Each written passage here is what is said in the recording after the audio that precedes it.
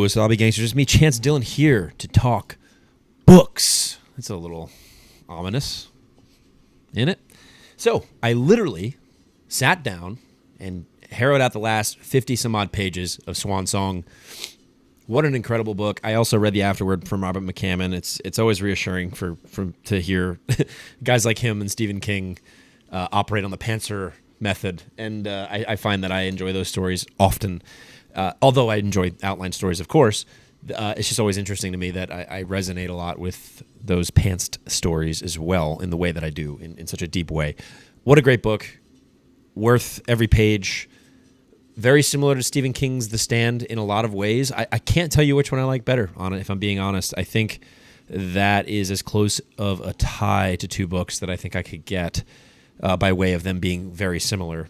There are things I like that Stephen King does in The Stand that are very interesting. I think I laughed out loud a little bit more on the page of The Stand, funnily enough, whereas this one was very concise and precise in that we got a lot.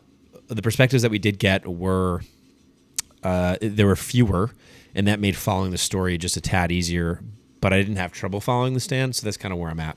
Great book, thoroughly loved it. I'm going to read, because I've been putting it off for so dang long, I'm going to read Hyperion next. Red over at Red's Reading Cafe sent me this. I'm going to read Hyperion. I'm looking forward to getting started on that and kind of getting into sci-fi. I know I have Empire of the Dawn to read. I have The Dawn of Everything. I have the short stories of Conan. I have Splinters of Heaven back there, The Art of Language Invention. My reading has slowed down just a tad. And, you know, I think it depends on where I'm at. I read those 50 pages in under, I don't know, 30 minutes-ish. That's not bragging, by the way. I'm just saying, like, no, that can't be right. No, it's 5:10. No, it took me longer than that. Probably like a good hour. But it was good. I mean, I'm very, I don't know. I feel like when I do sit down to read, I give myself the time to do that. I think I thoroughly am able to explore stories a little bit better. Also, taking a break from reading words on a page as a writer helps here and there. But also, so does reading, frivolously and with fervor. Anyway, I don't know if the mic's been working this whole time or not. Hopefully. I was a part of TBR Con. I did a panel on multi-POV versus single POV. We talked about multiple different kinds of perspectives. It was a great panel. I put it over in my community post. You guys can check it out there. You can go to the TBR Con page, I think Fanfi Addict, and find the panel conversation there. It was a great 90 minutes, just a lot of great takes. I learned a lot, I felt like, from the other authors on the panel. It was great. I'm very grateful to have had the opportunity to do so. I think I, of course, need to thank Abel Montero partially for that, at the very least. We are rolling out the new covers, by the way. Speaking of the reading updates are done, let's move into the writing. We are rolling out the covers for Mercy, the Mercy Saga. This weekend, we should finalize the Kindle version, and that means August 1st exactly, but it probably will take a few days to go live with the new manuscript. That said, Tears of the Fallen, hardcover, Ills of Fate, hardcover, both paperbacks available on Amazon will be there.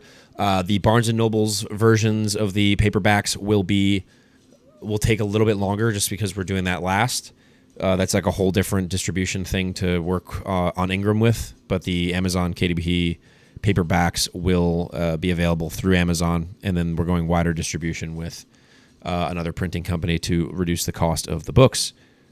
And doing that, we altered to a 6x9, which is the same size as the hardcover. By the way, this is 6x9 for the books, but the paperback will be going to a regular trade 6x9 paperback instead of the 5x8 that we did originally. I think the Ingram paperback for the first book and the Amazon paperback for the first book had a very small size difference, and so going forward, I wanted to eradicate that. And if you go between 5x8 and 6x9, apparently there's a bunch of different sizes that happen, but if you go 6x9, you're good to go. And so everything will line up. So, I mean, I imagine the coloring will be a little bit different for the Ingram Spark paperback. This is just me rambling now. And the Amazon paperback, but I have the proof copies downstairs. I really should have gotten them before filming this video. I will go and grab them before doing the short form video. How about that? Yeah, that makes sense. And that is it. We are up to 140. We'll be up to 147,000 words on the word count going into the evening. Well, probably 146,000. I'm gonna give myself a little bit of a day, although that is a hindrance of my regular 7,000 words per week. But you guys can go sign up to my newsletter, ChanceDillonAuthor.com, and you will get the exact word count of where we're at. We have like 5 or 6 chapters left in the third volume to do, which is very exciting. I think we're roughly 2 weeks away from finishing the third volume. There's going to be a lot of chapters moving. I think there's 17 chapters I counted, 16 or 17 chapters from the third volume that I'm going to be taking out completely and putting into the fourth volume, the very beginning of the fourth volume, to bring us chronologically to where both places in the world are. I think it just to sort of narrow down the POVs that we have in the third volume. It's a risk, and I'm speaking to you now and saying that because I just know that it is a risk to kind of take us away from characters that we love, several characters that we love from the first 2 books, and kind of putting their perspectives into a completely different volume, I think is going to lend itself to the kind of storytelling that I think will benefit the story more. And that's why I'm making that choice. As much as selfishly I would like to tell it all, just which is me, very much me. Just like, here's it all, like here's everything, heart on the sleeve, so on and so forth. But I do think that taking these perspectives and putting them into the fourth volume will serve the story better, and therefore that is why I'm doing it. It is an instinct. It is a risk. I'm aware, and I'm excited for it. I think also it will help me make the third and fourth volume be a book, that story, that arc, the third and fourth volumes of Mercy, be you can read that first. You can read the third and fourth volumes before you go and read the first and second volume, which I think is something that I appreciated as a reader, as somebody who loves movies and shows. I think going to watch chronologically Star Wars and then watching it. I originally watched the original trilogy 4, 5, and 6, then watched 1, 2, and 3, just because I watched the original trilogy before the prequels came out. So I really appreciate the ability to go back and see what was chronologically happening, and then also maybe in reverse, right? So like I obviously wrote chronologically, but I think it would be really cool to go and see, okay, well, let me read 4, 5, and 6, in this instance 3 and 4 first, and then go back and read 1 and 2.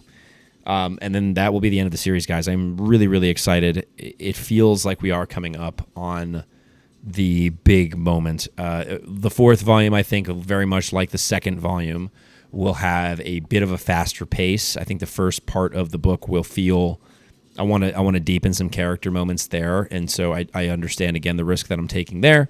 But the back half of the book will of that fourth volume will really run us down a hill, and then my hope is to get a little bit more intimate at the very end of the series, and provide myself, the storyteller, with the satisfying conclusion that I have had in my head for these years, and also one that is worthy of very intimate attention after such fast pace, to provide some deeper character moments and let them sit and let them simmer, which is my intention with the third volume as well. I really did want to explore some characters more in the third volume. I think I've done that so far, and I think that moving the chapters from the third volume into the fourth will open up the opportunity for me to explore those characters even further, which I'm very much looking forward to. And that's one of the beauties about doing multi-POV and not limiting yourself to, and this is me speaking to myself, by the way, not limiting yourself to, okay, I had to do X number of POVs because this is what people appreciate. I think that writing what feels authentic and then putting it where it needs to be has guided me along my journey. And although, yes, I am mostly a pantser, I have a very, very loose outline of each chapter and what they're going to be, and then I feel the story out as I go. But it really did help me to sit down and flesh that out a little bit in the past. So that's it, guys. When the new covers drop, you guys will know. I'm going to go and grab the proof copies of books 1 and 2, which I'm really excited about. Crazy that I didn't do that before recording this long form video, but you guys, if you want, go over on Instagram, you can see them there. And I will see you guys next week. I'm trying to think if I have any other updates. Worldcon's coming up at the end of August. I'm really looking forward to that and hanging with TDRL and the crew out on the West Coast in Anaheim.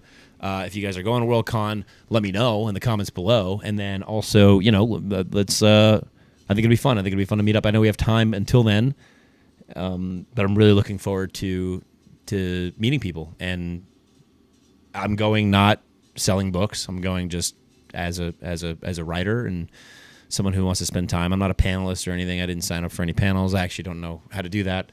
I'm sure there was a way to do it, and I didn't. But maybe next year, in Montreal, Worldcon Montreal. All right, guys. Oh, that's all I got for you today. I'm going to go grab those proof copies because I'm freaking excited. Uncomfortable silence. Oh, you know what? Actually, I got a comment from somebody, really quick. I got a comment from somebody asking about the monetary part of authoring. Okay, I'm going to kneel for this one. Actually, we're going to sit back down. I got a question about monetary. Is it worth it? And I think they asked financially, is it worth it? You guys can hunt down that comment in one of my old videos. Maybe I'll just copy and paste what I wrote and put it in the newsletter. I think that might serve this whole situation better. Effectively, I said, do what you're passionate about. It doesn't matter how much money it makes you. I know that money is a real thing that needs to be considered in life. I think if you were doing something for the sake of financial gain, and especially in a creative art, which it's realistically that's what writing is, especially when you're writing fiction, it's ironically, it cheapens the experience.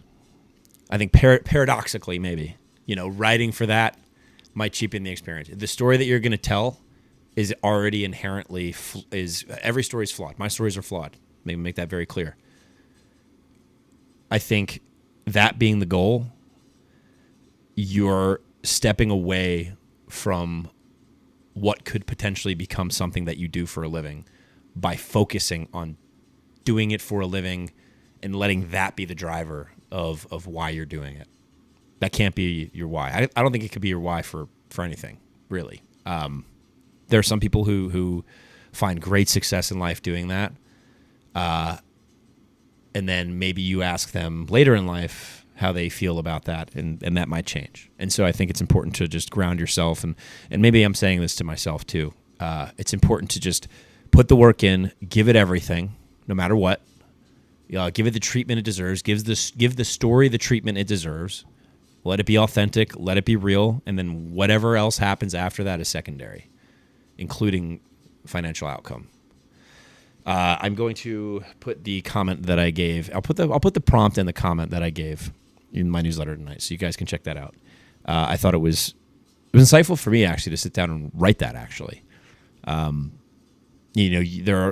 only wrote for 2 years before seeing a penny, and then I put more into this series than I've made from it. And I would continue to do so in perpetuity if that's what it required to get this story told the way I want to tell it. And I think that's, to me, is what's important. But there are other people out there who write for years and years and years and don't see a return financially. But there's a reason that they write, right? There has to be a reason that they do it without seeing a return. And I think that's an important question to ask. It's like, why? Oh, well, it's a story that had to be told, right? So it's an important thing to remember. I know that there are plenty of people in life who find success doing things with money being the primary driver. I think on the other end of that is, and I could be wrong, from my experience, on the other end of that is it actually I think decreases the value in a lot of things that we find enjoyment in. And maybe I'm getting a little too serious here, so I'll stop. Anyway, thank you all. Again, grateful for every one of you. Ready for this new phase of Mercy. I'm ready for the audiobook to drop. I'm so freaking excited. And I will see you guys in the short form video and then also next week. Later.